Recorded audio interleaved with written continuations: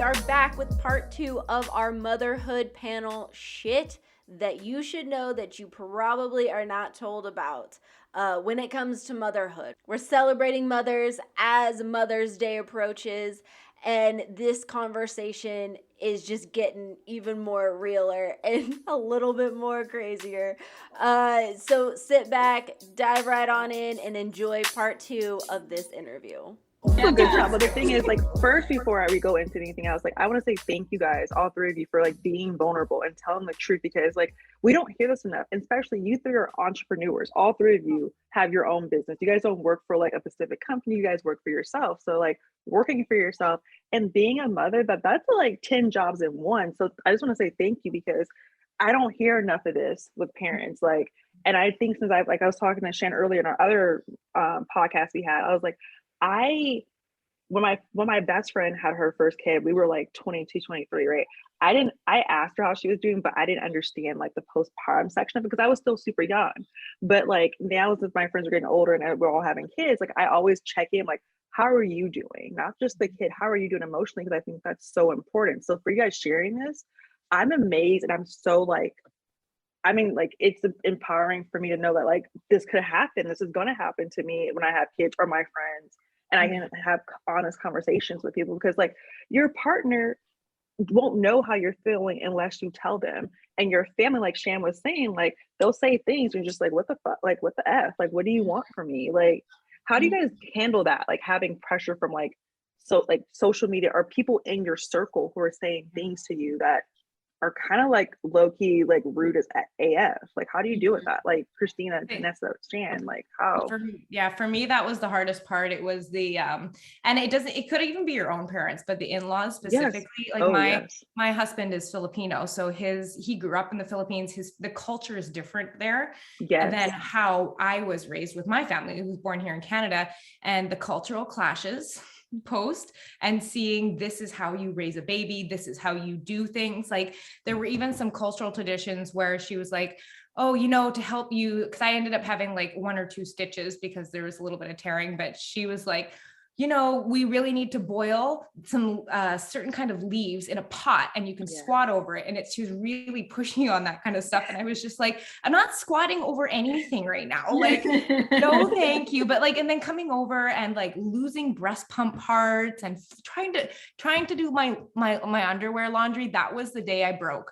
I was like, we need boundaries with your parents. Her hands are on my underwear right now. And I know that like, I can just wash them again, but get your damn hands off my underwear. 6 days postpartum, those things are probably disgusting. Like just having that moment where like, they think they're helping, but they're really just causing a little tear, a little bit. Yeah. And in the place I am in now, I'm like, she probably just wanted to take some chores off my hands. But in that space now, like I what we recognize is we were like, yeah, my family comes over, and then your family, and then your friends, and then my friends. And we were like 10 days post, and we'd had company at our house every day. And I was like, I said to my husband, I was like, we are not doing this. If we are having people over this time, it's 1 day of people, 1 day of nobody in my house. Like, I don't want to see anybody, like, because everyone's got they mean well too, but everyone loves to tell you what your experience is going to be like. I mean, you just wait until they start crawling. Oh my God. You just wait until they start walking. It's going to be, you think you're tired now. You wait, you're not going to sleep for weeks. Like people love to share their experiences in that way, but like, everyone's experiences are so different. I don't know why we like to share always our worst experience. And we do a lot of this conversation today, what I feel is in jest at the same time, like, oh my God, the blood that falls out of you when you get off the operating table. Like, hello, why did that just go rolling down the floor to the drain? Like, I'm so sorry. Does that happen to everyone? Yes, it does. But I mean, like at the same point, like I think there is also place in this whole motherhood conversation for like, yeah, my epidural really got messed up. Yeah, I bled a lot. Yeah, I had fights with my in-laws and we had to set boundaries. But at the same time, like there's so much that we look forward to and like sharing the good stuff too, right? So that it's like, hey, it is a lot, but at the same time, like it's worth it. Otherwise, some of us wouldn't go through it again. Christina, how was it for you?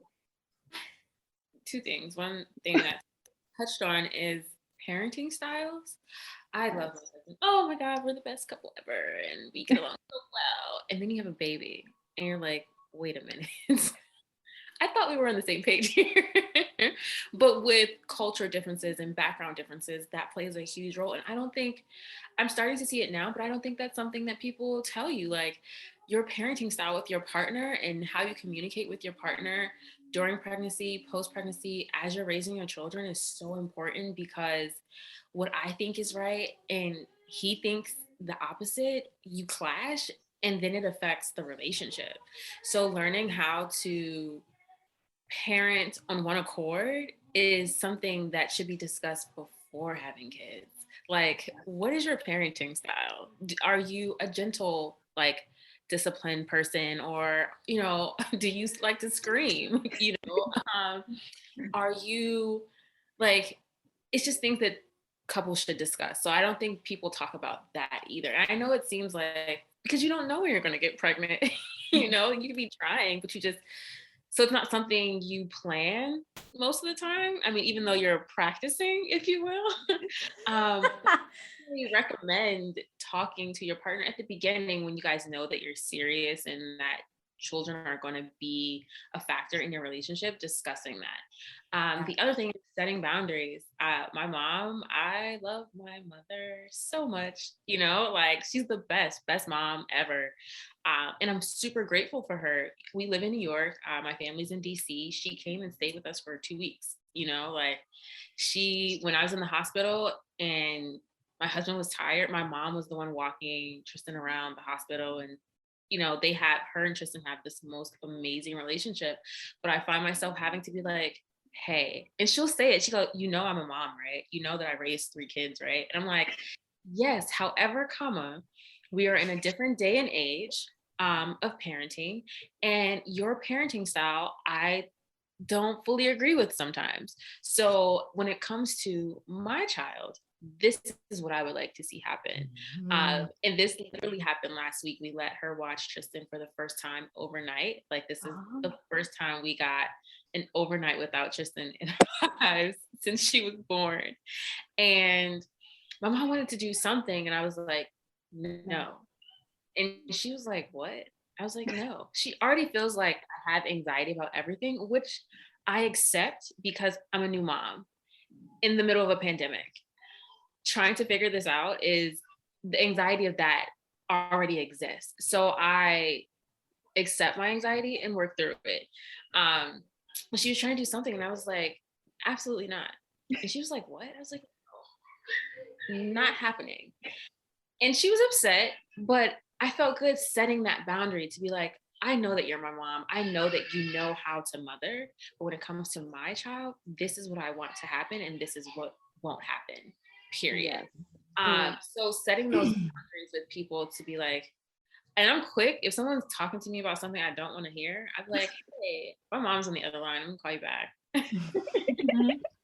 And like you have to set those boundaries. And then Shan, how is it for you? Because you're really close to your family. Like we know your family. Like Heather and I know your family really well. Like you guys are a very close-knit group, and which is amazing. But how does that work with being a new mom and setting those boundaries? And your partner, he is cultural differences. How's that working? Yeah, so I'm Latina, he's white.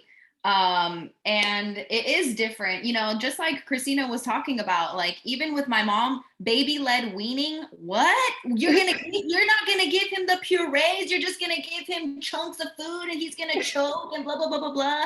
And it's like, yes, we are in a new day and age, and this is what's best is, there's a lot he likes figs. Yeah, he loves all kinds of food, but my mom refuses to let him pick up food, get messy, because she wants to feed him herself. And I have to constantly say, Mom, please don't do that. Or he won't want something and she'll pretend to put something else in his mouth and shove this thing in. I'm like, you cannot do that. If he doesn't want something, don't give it to him. Like, it's all good. There's other things that we can give him. So it is setting those boundaries, but it's easier, I feel like, for me with my mom setting boundaries, because I have no problem telling Jimena, like, listen, Mom, stop. But if it's my suegra, like if it's my mother-in-law, I'm like, like even drinking, you know, breastfeeding and drinking alcohol. I don't know. Everyone's different. My pediatrician is old school. She said, honey, you did your job. Now it's time to have fun. But if she sees me having a third glass of wine, she's like, you're going to have another one and you're breastfeeding. And it's just like, yeah, I am. Okay. I'm going to enjoy myself. It's all good. Like, you know, so just, you know, they're old school and I respect them, but you also have to kind of have your, have your ground. But for me, I internalize a lot of things. So when I hear it, then I take it out on my fiance. Cause I'm like, she told me again, she told me to have another drink. And I'm like, you know, I'm trying to enjoy. And that's the thing with mommy play dates. Guess what we're doing? We're freaking throwing back some beers, okay? And we're going to the park. Like it makes it funner, Matthew. And it's like, I don't want to come home on a Tuesday and see you tipsy. Well, you don't. Well, you know what? I don't want a lot of things that you do, but I'm gonna enjoy some IPAs because I feel like it's been a day. Like and I love how honest you guys are because like honestly, like Heather knows this. Like when I get married, I think even Shannon knows when I get married, I kind of hope my in-laws are in a different country because I don't have time for the issues. Like I hope that person is. I hope his family. I hope he ain't got no siblings. I'm praying for a single man. Like he just got no siblings. His parents live in some foreign country. We see like once in a blue moon because when I have kids, we get at Patricia and Howard's house on the holidays. Like we are doing that. Like we are hanging out with my family because I'm selfish and I know myself. But like you guys said, like you gotta tell your mom, like, yeah, and I know my mom, like I love my mom. Shan, Heather, you guys know my mom. I love Patricia. That's my ride or die. But I'm gonna tell you right now, she ain't stepping on my boundaries, my parents' style. Like we won't have to have like real discussion about yes, no, maybe so. But one of my really good friends, she literally had her mom not help out the first, like her mom didn't live with them. Like she now lives with them now, but the first 6 months, it was just her and her husband to figure out their parents' styles without their mom's influence or like her going in. And I was like, wow, like she's like, I want to make sure my kid knows me as a parent style. Like there's certain things he's not gonna do. And I was like, wow, but no, I'm gonna have my glass of wine. You can check on that. yes, yeah. I think it was probably 2 weeks postpartum when like the tensions were getting the highest with the in-laws. My mother-in-law went to the Philippines, but then the pandemic happened. She got stuck there for like 4 months. Wow. And I honestly think as unfortunate as that was for her, it was the best thing that ever happened to our relationship. I was like, I love this woman right now. And now at this moment in time, I love her. But had we had 4 months of what was building over those 2 weeks, but in terms of like boundaries, I found the two things that I keep having to establish boundaries with is like, here's how my daughter eats, meaning like, these are the foods I like her to eat because different cultures are different things. And like, I don't want her living on an entirely processed food diet, which is how my husband's family does eat a lot more. And so I'm like, here's the food I'm sending to you. Please eat this food. And then like beyond that, I think the other boundary I had to draw was talk about her body. And I wanted to draw that right away because I found there was a lot of like, oh, she's so chubby. Oh, she's so heavy. Like, oh, look at her rolls and everything like that, which we know it's like, it's the way we've always heard people talk about babies. But like, I always want her to be in an environment where she doesn't look for differences in how her body is different than another. Like, you know, when people are saying you're getting so heavy, you're getting so big. Like I always like to encourage my family. I just like to encourage with my family. I'm like, tell her she's beautiful, tell her she's smart, tell her she's funny, tell her all these things. But like commenting on the shape of her body only makes her look at how hers looks different. And I know she's only 2, but I think we start absorbing those messages early. So really having to enforce that, watch the books that are coming into our homes and stuff like that. Except I look back on the stuff that I was read as a child. I mean, there's not a lot of awareness around that. And I just want to raise her in a place where she's celebrated for her brains and her mind and her personality too. And she's not aware of how her body is different than other people's. I love that. And also you guys are raising kids in the pandemic. Like you guys all had kids in a pandemic. And I know that like my friends who have had recent kids at the pandemic, they said it's different. Like the kids are not getting like the socialization of other kids. So they're like in their own little like.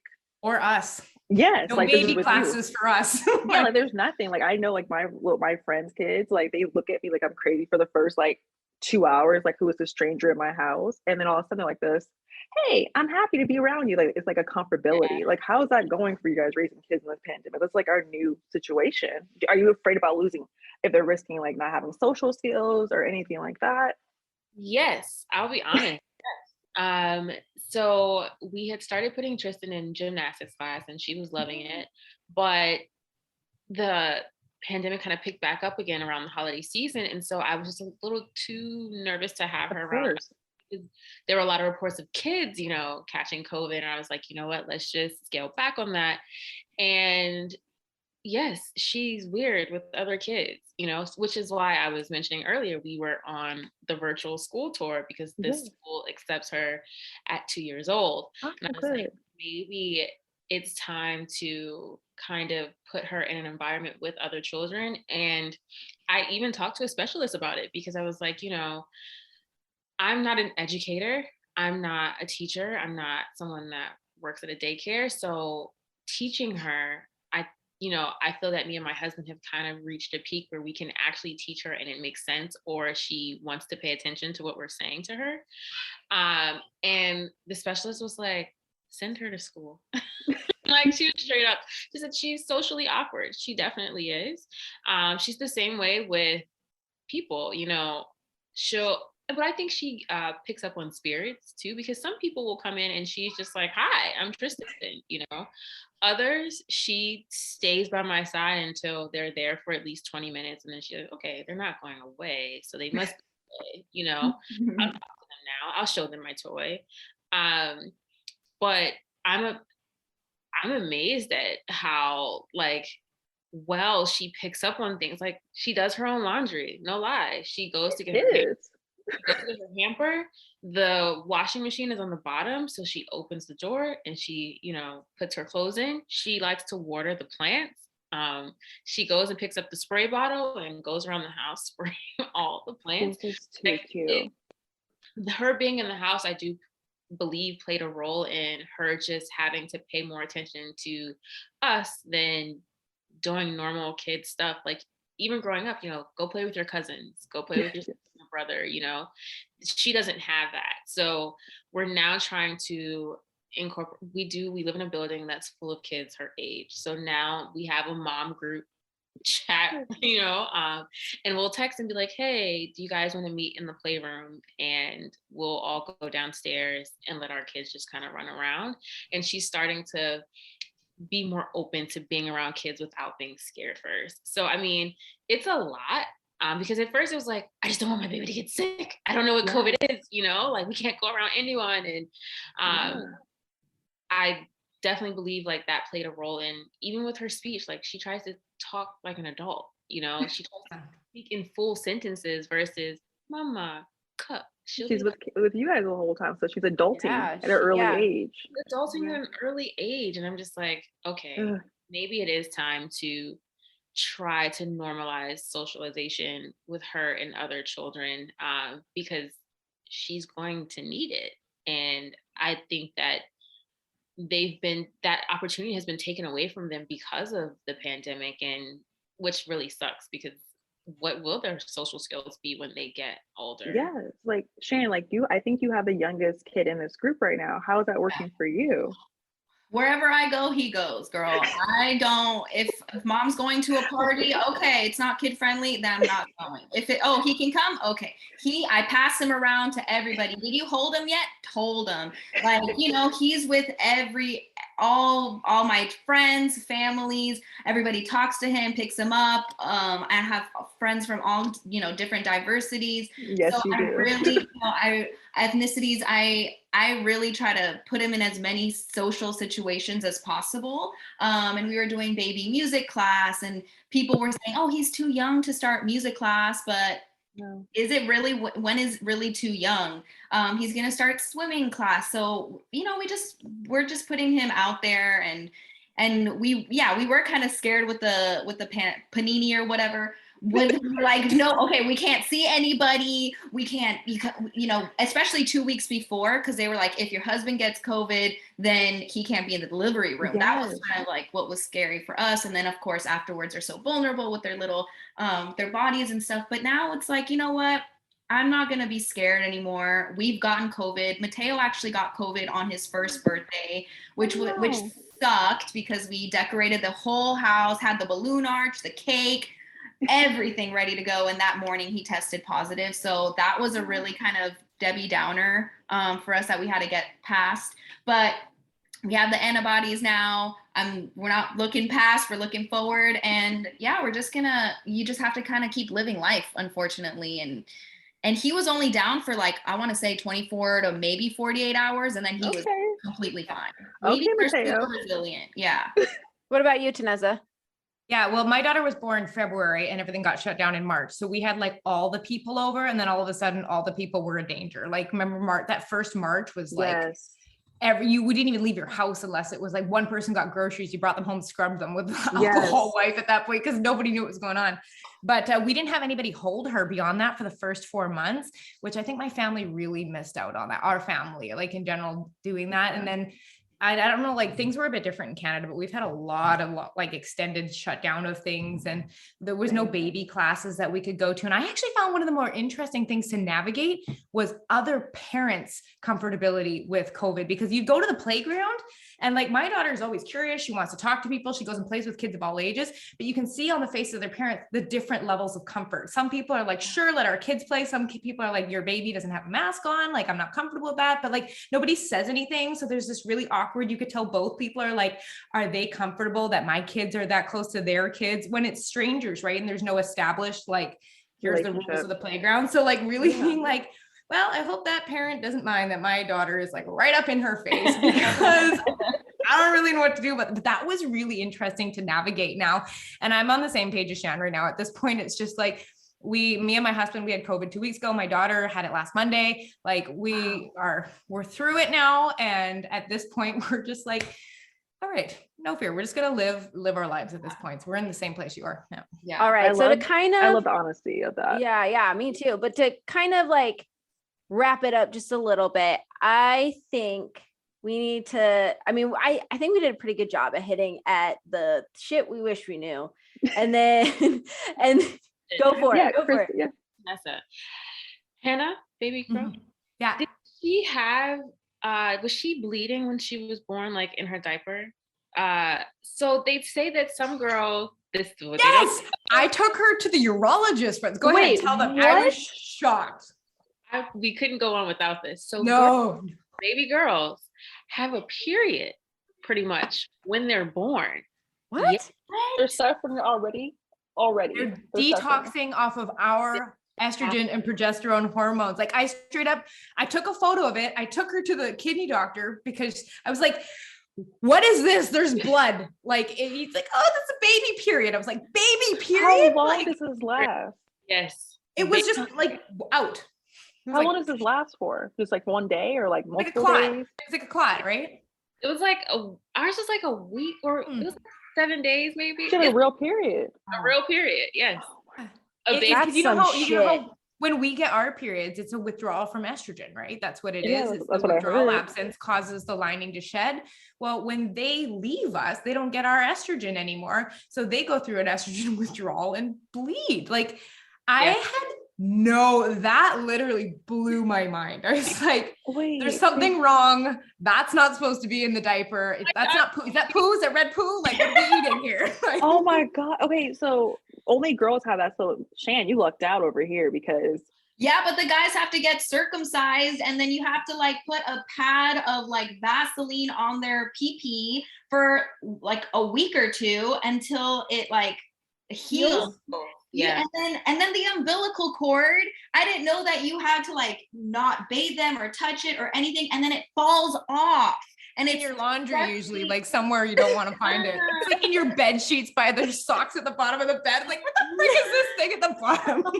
It's like a clip with dead skin hanging off. Stop it. Okay, I do have a quick question. Did you guys eat your placenta? Is that something that was on your mind? Because people were mixing in their smoothies. I was like, oh, you funny. I ain't doing that. I was more surprised by the size of it. They showed me it. I was like, that is the biggest thing I have ever seen. It's like, I don't know what I was expecting, like a steak, but this thing was like, I felt like it was the size of my face. They showed it to me in this dish and I was like, that's freaking huge. Like, I can't. I'm just not prepared for them to show it to me. Never mind. I'm like, that's no wonder I gained so much damn weight. That thing's huge. Like, Oh my God. Bigger than the baby. Donated mine. But I think if I do get pregnant again, I'm going to get them turned into pills to take. I heard that what people do. Yeah, I'm going to do that the next time. Sharon? I didn't, but I will maybe do some more research, Christina, because obviously with Western medicine, they're like, there's no real research. They're like, but there is research there's no behind it. significant blah blah blah blah blah. And I was like, okay, whatever. And then when I did, because you have 2 deliveries. You deliver the baby, and then you have to deliver the placenta after that, right? So yeah. It's a whole process in itself. When does the second delivery happen? Afterwards, Just right? right after. Like It's 10 like minutes. straight. I think mine took 10 minutes.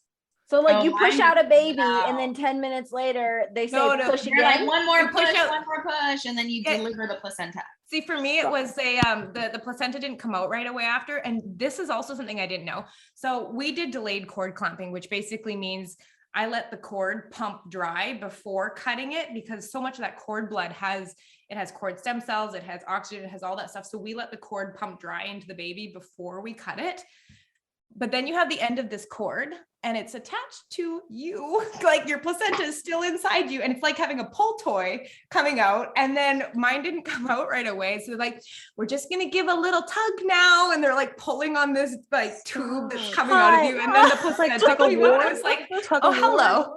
Like, Stop. Okay, this is too much. This is a lot. Okay, before we wrap this up, I do have one more question. Do you feel like as women, and especially like women of color, like, or just being in that situation, did you guys feel like you had to be an advocate for yourself? Because sometimes the doctors do not listen to you when you're delivering. Like my best friend, she had her baby and she kept saying something's not right, and they were like, oh, it'll be fine, like you're fine. It wasn't until her husband was like, no, you need to check my wife now, and she had this serious issue. Like luckily she healed properly, but she had to be an advocate for herself. Like, oh, you're fine.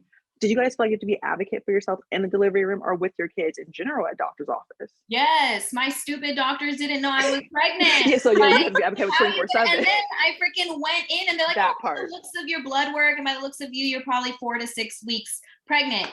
Girl, I was 20 weeks pregnant, 5 months. And so that it was a nurse practitioner that didn't find out or whatever. But my doctor had, came up to me and said, you know what, I had to talk with her because that's not okay. I'm glad. You've seen all the symptoms and just giving you, as a woman, you have a sore throat, they're like, pee on a stick. Like, let's see, pregnant. They they make you take a pregnancy test for everything. I had ankle surgery. They're like, take a pregnancy test. I was like, for who? For her. Like, I am, what you know about I am the new Mary. Okay, like I'm not like, no, you have to take it. I was like, well, I'm on my period actually. Like, do you want me to take it? She's like, just in case. But like, it's weird to me that after all the symptoms you had, no one said take a pregnancy test. And then a week before I gave birth, I had a really bad, and this might be TMI, but like urinary tract infection, or it was burning down there. Like I could barely walk and I just felt like I needed a pee and it was burning. And I kept saying, and I went in, they didn't check me. They're just like, oh yeah, just put this cream up there. The cream didn't work. I was like, no, you don't understand. Like it is burning. So I had to go back like 2-3 times until they gave me the proper stuff. But you need to speak up because closed mouths don't get fed. And this is your baby on the line. And if you don't feel like something's right, you need to speak up because, there could be repercussions down the line that if you stayed quiet, stuff could have gone bad. Well, I think that's what we just pretty much, Heather and I we recorded that entire episode on advocating for ourselves. But like I had urethra trauma from the catheter going in and out, the in and out catheter nonstop. And I kept telling them, I'm like, it hurts to pee. And they're like, oh, just go on antibiotics. It's a UTI. I was like, based on what test results? Like, did you test my urine? And I was like, no, I'm not going on them. They're like, it's just going to get worse. I was like, I want to make sure it's not trauma. Like you have like a plastic straw and it's going in and out every 2 hours. Like that might be it.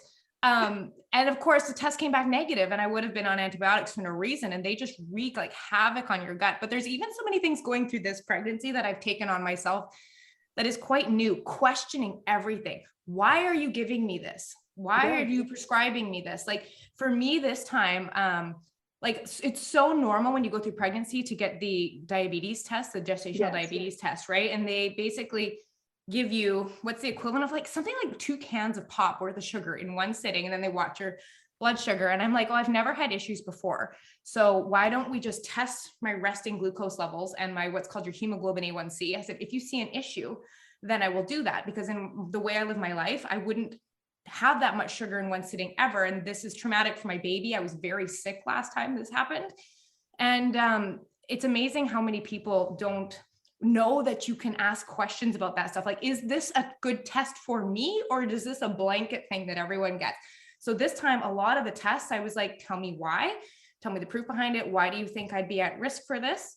And I mean, I've gotten to avoid a lot of sometimes the unnecessary, because intervention begets intervention. Like as soon as you start, doing that kind of stuff. But I just didn't know that you can ask a lot of those questions too. And that comes with baby too, like the cord clamping. They were just like, no, it's fine. I'm like, this is what I want. Get back with your scissors. So Christina, how was it for you, like your advocacy for yourself and your child? Go Tristan. So I have a bicornuate uterus, and that meant that I have a double uterus that's split, and that meant that the baby wouldn't potentially have enough room to grow or turn. So that's why I scheduled a C-section. So every doctor's appointment, I was asking 1,000 questions, because first pregnancy, I have a different situation going on the inside. I need to make sure at all times my baby was good.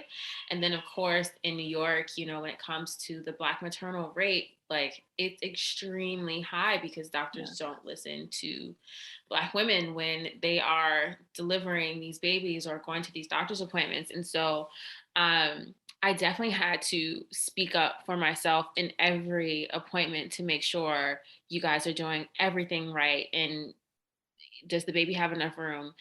Like, they're not going to check the fluids. No, check my fluids, because I need to make sure that she has enough fluids.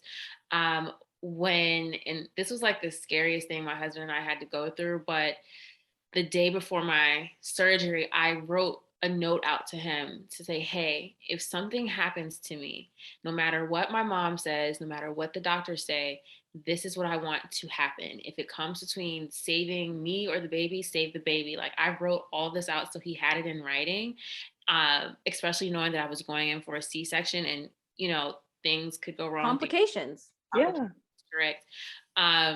My best friend is a maternal nurse that, administers vaccinations and things like that. So she told me, don't let them do certain things as soon as she was born. And it's so funny, because this is what she does for a living when babies are born.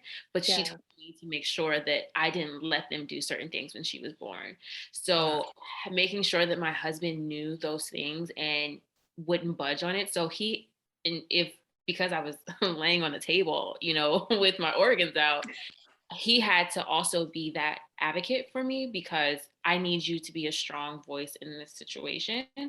And then after, my temperature was really low. And so the typical C-section recovery, like when you go into the recovery room, is about 20 to 30 minutes. I was there for 2 hours because my temperature just would not go up.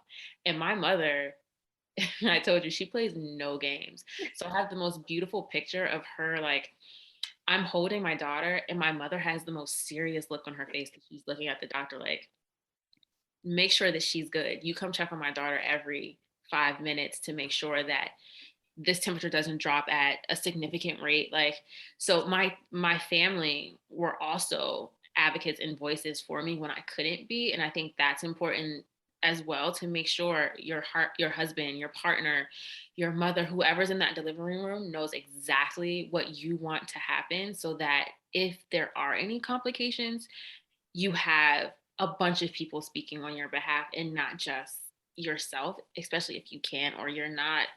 Hey, I just gave birth. I can't even think about what's going on right now. Yeah, but definitely.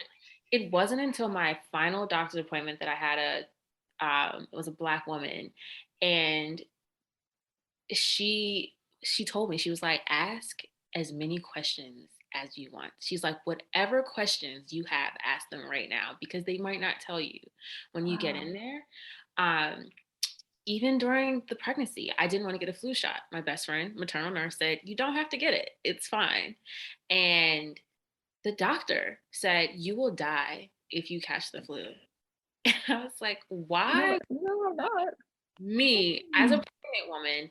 And every time they wanted to do something that I spoke to my friend about first, who works in their field, every time they would say, we need to do this, we need to do that. And I would say, no, we're not doing that.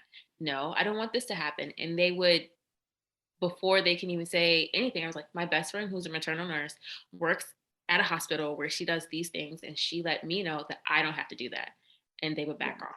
You can say no to things. I did not know that. I thought it was just, that's what happens.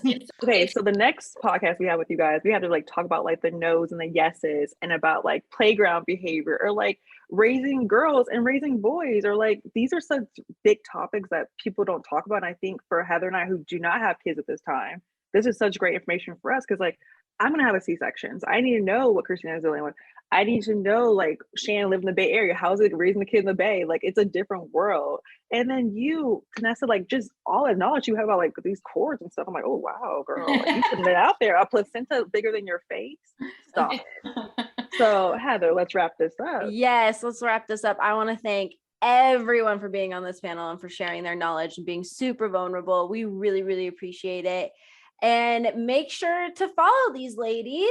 Ladies, you want to give our lovely audience on how they can follow you, keep in contact with you?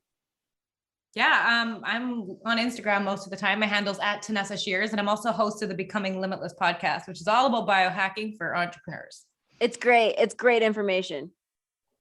You can follow me on Instagram, Shan Berries, or Shades by Shan. Also, yeah, if you guys want to shop makeup, make sure to support small businesses. And yeah, you can follow me there. DM me. I'm wearing the makeup now, wearing the lip gloss earlier. Thanks, girl.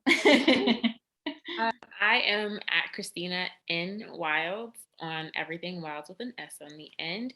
And if you want to follow my daughter's book club, it's at Tristan, Tristyn, Tristan's book club. And Tristan's book club is supporting generational wealth, which is really important. Establishing wealth for young kids. All the money that, when people purchase books, all that money goes back to my daughter. We have nothing to do with it. Well, thank you so much again. And until next time, Slay Nation, we will catch you later. That does it for our motherhood panel. So She Slays, Chauncey, and myself would really like to extend the biggest thank you to Christina, Tanessa, and Shan for being so honest and so real. And we really, really appreciate you guys for being so vulnerable with us. Thank you so much, Slay Nation, for listening. Make sure, if your mom's around, that you give them a big hug, because they went through some shit. And happy Mother's Day to all the mothers out there. Wishing you a beautiful day. Thank you so much for listening.